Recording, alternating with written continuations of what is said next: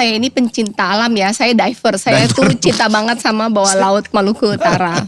Jadi saya tahu betapa dibutuhkan waktu yang sangat lama untuk menumbuhkan sebuah koral menjadi seindah itu. Yang rusak ya. Dan dibutuhkan waktu cepat sekali untuk membuatnya rusak. Dan jika tidak ada upaya yang besar, itu tidak pernah bisa terestorasi kembali. Dan untuk bawah laut itu sangat indah. Sayang kalau kemudian anak cucu kita tidak bisa melihatnya.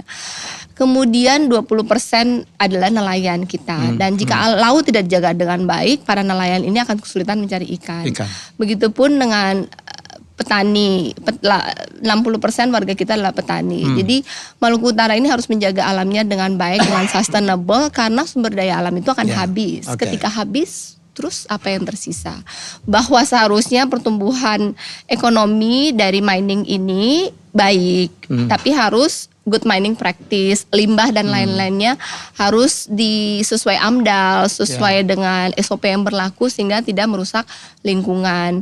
Kemudian ini kan pertumbuhan ekonominya signifikan. Nah ini harusnya dijadikan leverage, dijadikan bargain kepada pemerintah pusat untuk bangun infrastruktur Maluku Utara, jalan, jembatan dibangun. Karena kata Pak Presiden Prabowo kan harus pemerataan ekonomi. Pemerataan ekonomi tidak bisa tercapai apabila jalan jembatan kita tuh belum terkoneksi. Dan saat ini jalan jembatan itu belum terkoneksi dengan baik.